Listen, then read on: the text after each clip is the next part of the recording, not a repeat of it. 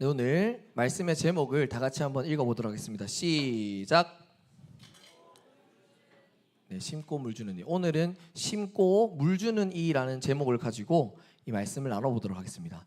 오늘의 말씀은 고린도전서라는 성경에 쓰여져 있는 말씀인데요. 고린도전서는 고린도 교회에게 사도 바울이 쓴 편지입니다. 그럼 이 고린도 교회는 어떤 교회냐? 고린도 교회는 사도 바울이 직접 찾아가서 개척한 교회입니다. 다시 말해 사도 바울이 직접 이 교회를 세운 것이란 겁니다. 2년 정도의 시간을 더해서 고린도 교회를 사도 바울이 직접 세웠습니다. 그리고 거기에 리더들을 세우고요. 사도 바울은 또 전도 여행을 떠났습니다. 아무튼 이렇게 고린도 교회, 사도 바울이 직접 세운 고린도 교회에 어떤 문제가 발생했다라는 얘기를 듣고 사도 바울이 그 문제에 답을 하려고 편지를 쓴 것이 오늘 고린도전서라는 것입니다. 이해가 가시나요? 네, 쉽게 말해서 교회 세우고 문제가 생겼다고 하니까 이렇게 해결해라 라고 편지를 쓴 것이 고린도전서라는 것입니다. 이해 가죠? 고린도 교회에 그러면 어떤 문제가 있었느냐? 고린도 교회 안에는 여러 가지 파가 나눠져 있었습니다. 우리 교회로 따지면 담임 목사님의 말씀을 따라가는 사람들이 있었고요. 또 김태환 비빌 게 안 되죠. 그 김현덕 목사님을 따라가는 파가 있고요. 이렇게 여러 파가 있는 겁니다. 이 목사님 말씀이 은혜가 되네, 말씀이 은혜가 되네 이렇게 해서 여러 가지 목사님들의 의견을 나뉘어 따라가는 파가 생기게 됐습니다.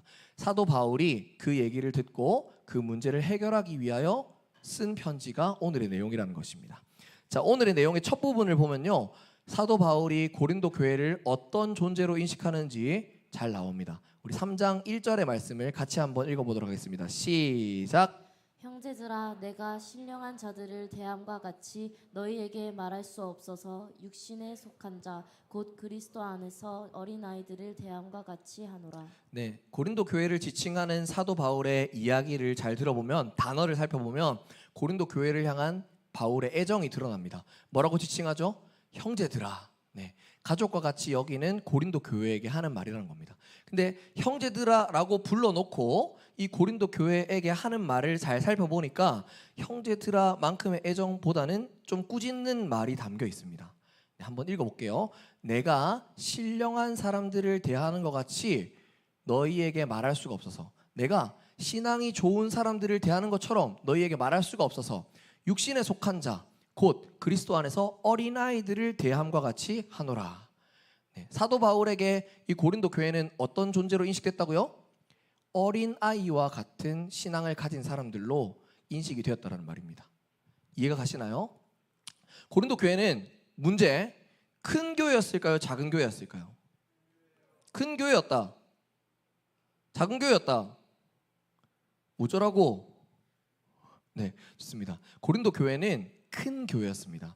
이때 당시에 고린도는 항구 도시였는데요. 항구 도시라서 무역이 활발하게 진행되고 사람들의 왕래가 잦은 곳이었기 때문에 고린도 교회의 교인 수는 굉장히 컸다라고 우리가 추측할 수 있습니다. 굉장히 큰 교회였는데 사도 바울이 보기에는 어떤 교회라고요?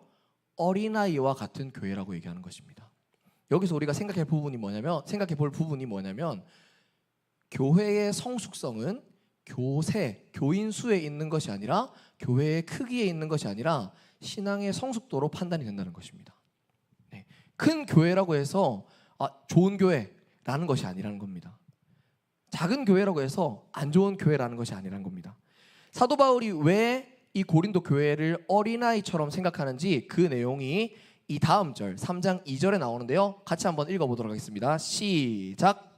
나 너희를 저주로 먹이고 밥으로 아니하였느니 너희는 너희가 감당하지 못하였음이거니와 지금도 못하리라. 사도 바울이 고린도 교회를 어린이처럼 여기는 이유는요, 다른 것이 아닙니다. 밥을 먹이지 못할 수준이기 때문입니다. 여기 말하죠. 밥을 먹이지 못하고 젖을 먹여야 되는 수준이다, 너희들은. 다시 말해 밥을 소화할 수 있는 정도로 신앙이 성숙하지 못하다는 뜻입니다. 밥을 먹지 못할 정도로, 밥을 감당하지 못할 정도로.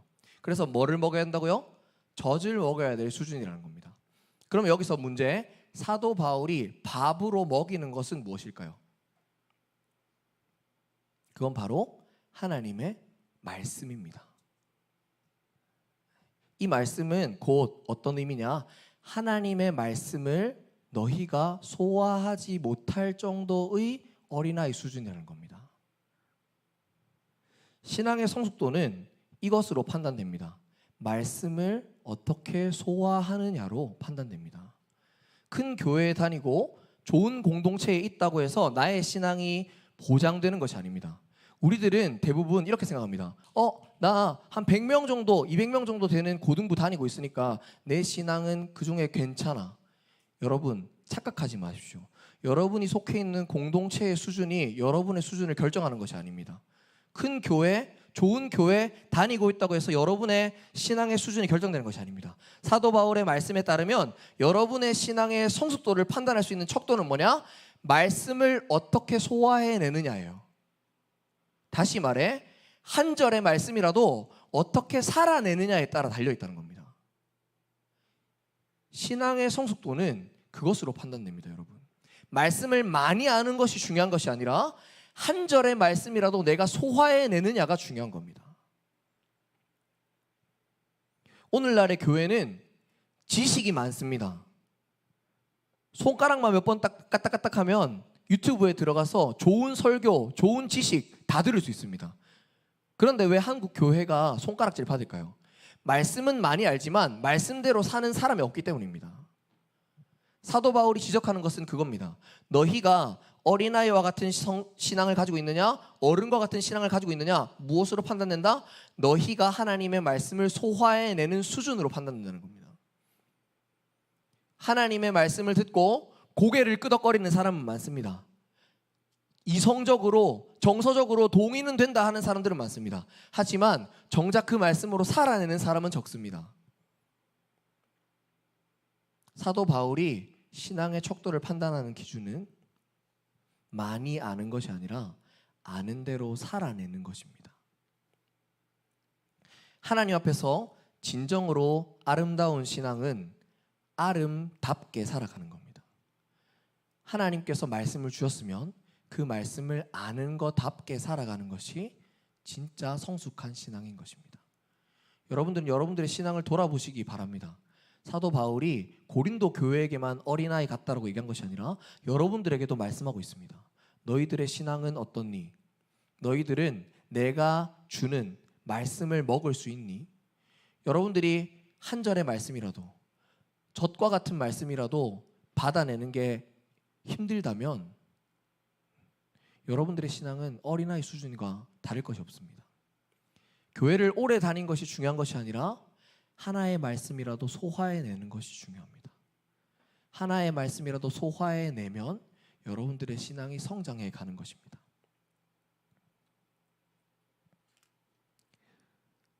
신앙의 성숙은 말씀을 소화해내는 정도에 따라서 결정됩니다.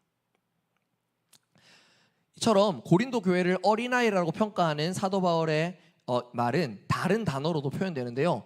고린도 교회를 향해서 3절에서는 무엇라고 얘기하고 있는지, 이 어린아이와 같은 신앙을 가지고 있는 자를 뭐라고 지칭하는지 3장 3절을 살펴보도록 하겠습니다. 시작. 너희는 아직도 육신에 속한 자로다. 너희 가운데 시기와 분쟁이 있으니 어찌 육신에 속한 사람이. 여기 보면 어린아이와 같은 신앙을 가지고 있는 고린도 교회를 육신에 속한 자라고 얘기합니다. 너희들은 옛날 버릇, 옛날 예수님을 만나기 전에 삶의 모습을 버리지 못한 아이들이다. 버리지 못한 사람들이다. 왜냐? 너희 가운데 여전히 시기와 분쟁이 있기 때문에. 여러분, 시기와 분쟁이라 함은 이렇게 설명할 수 있습니다. 시기는 다른 말로 하면 질투라고 할 수 있습니다. 영어 성경에는 jealousy라고 나오거든요. 질투. 여러분, 질투는 어떨 때 생깁니까? 내가 갖지 못한 것을 남이 가지고 있을 때 생겨나는 마음이 질투입니다. 일단 분쟁은 어떨 때 생겨날까요? 나의 기준과 다른 사람을 품어주지 못할 때, 이해하지 못할 때 분쟁이 생겨납니다. 나의 기준이 옳다라고만 생각할 때 분쟁이 일어나는 거죠. 그럼 질투와 분쟁의 공통점이 뭘까요? 맞아요. 성은이 정답입니다. 내 기준으로 모든 것을 판단하기 때문에 시기와 분쟁이 일어나는 겁니다. 다시 말해 내 인생의 판단과 내 인생의 소유의 기준이 내가 될 때 시기와 분쟁이 나타난다는 겁니다. 이것은 육신에 속한 자가 살아가는 삶의 모습입니다. 예수님을 만나기 전에 우리의 삶의 모습은 시기와 분쟁이 늘 가득하죠. 표현하진 않지만 내가 기준이 되어서 내가 갖지 못한 것들 때문에 불평불만하고 내가 주장하는 의견을 따라가지 않으면 분쟁합니다. 그것이 육신에 속한 자로 살아가는 것입니다. 예전의 모습대로 살아가는 거죠. 이것은 어린아이의 모습과 같습니다. 어린아이들이 왜 핑크퐁인가요? 뭐죠? 그 뭐냐? 뭐죠? 핑크퐁 맞아요? 핑크퐁이에요. 죄송합니다. 왜 핑크퐁 사달라고 뗐습니까? 어린아이 같은 사람들. 왜 아이들이 뗐습니까? 자기가 갖고 싶은 것을 가져야 한다고 생각하기 때문입니다. 왜 어린아이들이 엄마 아빠의 말을 듣지 않습니까? 자기가 자기 삶의 기준이 되어 있기 때문입니다. 여러분의 신앙의 기준이 여러분이 되는 순간 여러분들도 신앙의 어린아이와 다른 것이 없습니다. 우리의 신앙의 기준은 내가 아니라 하나님의 말씀이 되어야 합니다. 하나님의 말씀의 기준이 아니라 나를 기준으로 모든 삶의 영역을 규정할 때 우리의 삶이 어린아이와 같은 신앙이 되는 것입니다. 이처럼 고린도 교회에는 시기와 분쟁이 끊이지 않았습니다. 사도 바울은 이것에 대하여서 이것의 구체적인 내용, 어떤 시기와 분쟁이 있었는지를 이 다음 절에서 설명하는데요. 한번 읽어보도록 하겠습니다. 4절 말씀입니다. 시작. 어떤 이는 말하되 나는 바울에게라 하고 다른 이는 나는 아볼로에게라 하니 너희가 육의 사람이 아니니. 어떤 이는 바울을 따라가는 것이 맞다라고 얘기하고 어떤 이는 아볼로를 따라가는 것이 맞다라고 얘기합니다. 사람들마다 각자 자기가 생각하는 기준을 따라서 움직이기 때문에 벌어지는 일입니다. 이것은 3장 3절에 보면 제일 마지막에 보면 이렇게 나오죠. 어찌 육신에 속하여 사람을 따라 행한다라고 얘기하죠. 사람을 따라 행한다라는 말은 영어 성경에서 보면 이렇게 나옵니다. Behaving in a human way. Behaving in a human way. 다시 말해 사람의 방식대로 움직이는 것을, 행동하는 것을 사람을 따라 행한다라고 말합니다. 이것의 구체적인 예가 바울이 맞다, 아볼로가 맞다 라고 따라간다는 것입니다. 그렇다면 왜 고린도 교회 사람들이 바울이 맞다, 아볼로가 맞다 이렇게 따라갔을까요? 그것은 바로 사람이 보기에 인기 있는 사람, 사람의 기준으로 보기에 권력이 있어 보이는 사람에게 붙었기 때문입니다. 고린도 교회에서는 여러 가지 파가 나눠졌고 그 파들 사이에서 누가 더 맞을 거야, 누가 더 맞을 거야 라고 생각했지 아무도 모두를 다스리시는 분이 하나님이심을 기억한 사람이 없었습니다. 그랬기에 사람의 방식대로 behaving in a human way, 사람이 움직이는 방식대로 행동하기 시작한 것입니다. 고린도 교회의 사람들은 교회에 속해 있는 사람이면서도 불구하고 사람의 방식대로 움직이는 사람들이었습니다. 사람이 많이 몰리면 그 사람이 맞다라고 인정했고요. 사람이 적게 몰리면 틀렸다라고 규정했습니다. 사람의 방식대로 살아가는 교회가 빛을 낼 수 없는 것입니다. 바울도 아볼로도 유력하고 인기 있는 사람이었습니다. 여러분들의 모습은 어떻습니까? 여러분들은 겉으로 보기에 사람들에게 인기 많은 사람, 사람들에게 유력해 보이는 사람을 선택하지 않습니까? 여러분들의 얘기가 아니라고 생각합니까? 제가 이런 예를 들어보겠습니다. 여러분, 학교에서 왜 인싸들이랑만 친해지고 싶습니까? 왜 소외되어 있는 아이들은 바라보지 않습니까? 사람의 방식대로 사람들에게 인기가 많은 친구들, 그런 친구들과는 쉽게 친해지고 싶어 합니다. 그런데 왜 친구가 없는 친구들에게는 눈을 돌리지 않습니까? 하나님에게는 모든 영혼이 똑같습니다. 하나님에게는 소중한 그 영혼들에게 왜 여러분들은 눈길을 향하지 않습니까? 교회가 세상과 다를 것이 없어진 이유가 여기 있습니다. 교회는 똑같습니다. 사람들이 환영하고자 하는 사람들만 환영하고 사람들이 기피하는 사람들을 기피하면 도대체 어느 누가 소외된 사람들을 품어줄 수 있겠습니까? 우리는 사람의 방식을 따라서 사람을 규정하고 사람의 방식에 따라서 내 편을 규정하는 것을 버려야 합니다.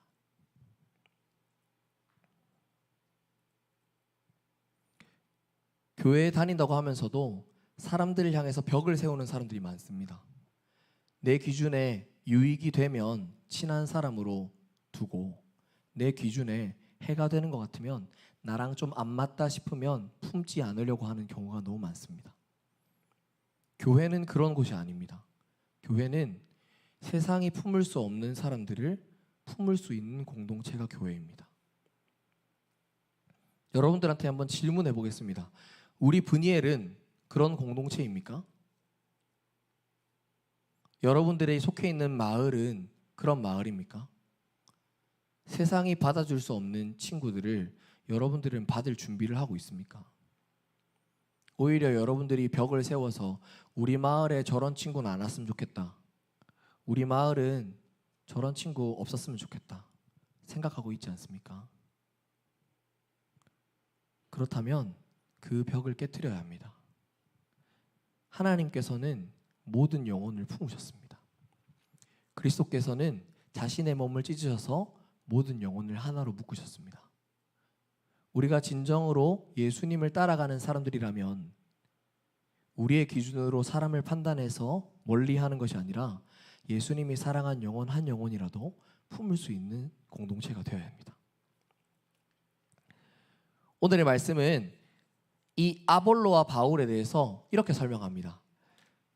아볼로와 바울은 너희로 하여금 믿게 한 사역자들이라고 얘기합니다.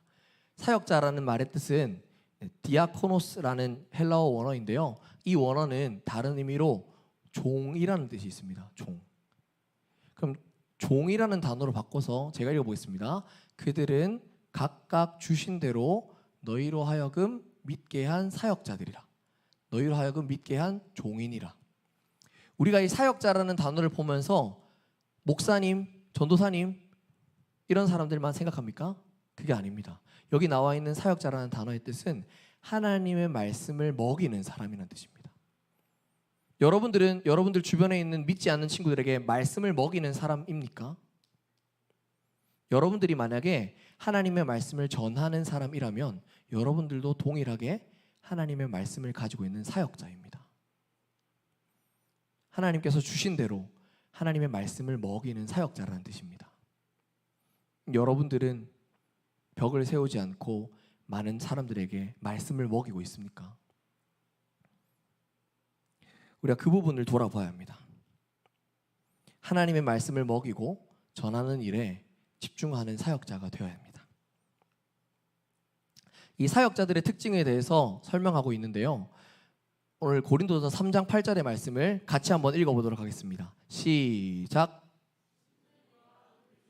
한 가지이나 각각 자기가 일한 대로 자기의 상을 받으리라. 이 사역자 바울과 아볼로와 같은 사역자들은 심는 이와 물 주는 이인데요. 이 심는 이와 물 주는 이는 특징적인 것이 하나가 있습니다. 그게 뭐냐? 각각 자기가 일한 대로 하나님의 상을 받는다라고 얘기합니다. 여러분들은 어떻게 일하고 있습니까? 하나님께서는 일한 대로 상을 주시는 분이신데 여러분들은 말씀을 전하는 사역자로서 말씀을 전하면서 살아가고 있습니까? 여러분들의 삶에 하나님의 말씀이 드러나는 삶으로 살고 있습니까? 우리가 진정으로 하나님의 말씀을 전하는 사역자라면, 우리가 주변에 있는 영혼들에게 하나님의 말씀을 전하는 사람이라면 우리는 행한 대로 하나님의 상을 받을 것입니다. 하나님의 말씀이 필요한 사람들이 누구일까요? 여러분 주변에 여러분들이 벽을 쌓고 멀리했던 사람들입니다.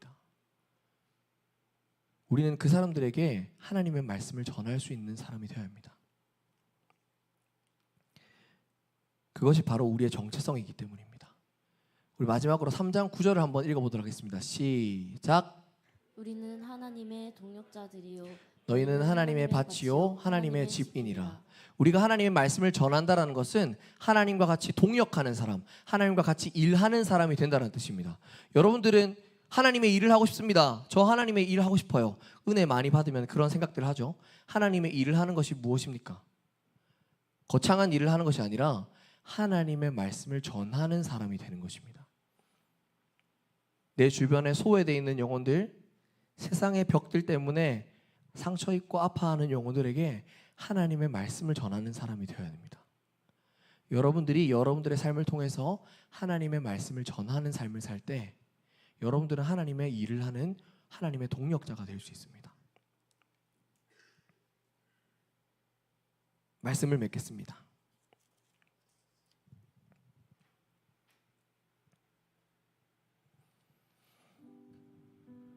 우리 옆에 있는 친구들을 한번 살펴볼까요?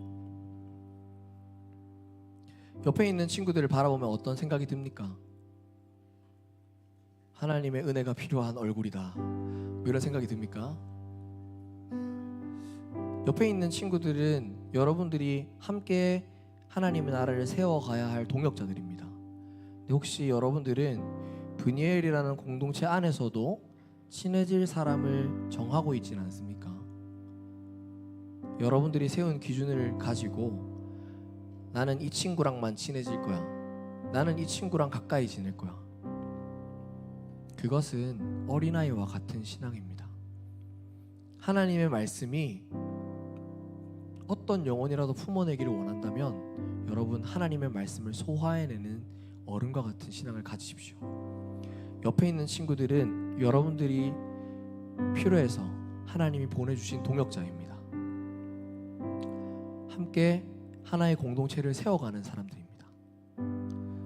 우리 그 친구들에게 하나님의 사랑을 나눠줄 수 있고 함께 할 수 있는 여러분이 되십시오. 또한 여러분의 삶의 자리에서 하나님의 일을 하는 자로 살아가기 원합니다. 어떤 사람입니까? 세상이 소외하고 세상이 내버려둔 친구들을 향해서 눈을 돌리는 사람들이 되십시오. 사람의 방식을 따라서 세상이 좋아하는 친구, 인기가 많은 친구들과 친해지려 하는 것이 아니라 소외되어 있는 한 영혼들을 바라보십시오. 하나님의 마음은 그 영혼들에게도 향해 있습니다. 여러분들이 진정으로 하나님의 마음을 가지고 살아가기 원한다면 그 영혼들을 향하여서 눈을 돌릴 수 있는 사람이 되어야 합니다. 어떻게 보면 그 친구들이 가장 하나님의 말씀이 필요한 친구들일 수도 있습니다. 세상이 주는 위로도 없고 세상에 친한 사람도 없고 나의 인생은 왜 이렇지 고민하고 있는 친구들에게 하나님의 말씀을 가지고 다가가십시오. 하나님의 말씀을 전하는 사역자로 살아가십시오. 여러분들 이번 한 주를 내 기준을 따라 정한 친구들 뿐만 아니라 내 기준을 넘어서 하나님의 마음으로 다가가는 친구들에게 말씀을 전하는 삶을 산다면 여러분들에게 하나님께서 주시는 상이 있을 줄 믿습니다. 이번 한 주를 하나님의 동역자로 물 주는 이와 심는 이로 하나님의 말씀을 전하는 삶으로 살아가는 여러분들이 되어지기를 예수님의 이름으로 기도합니다. 우리 시간 받은 말씀을 기억하면서 다 같이 자리에서 일어나 함께 찬양하고 기도하도록 하겠습니다.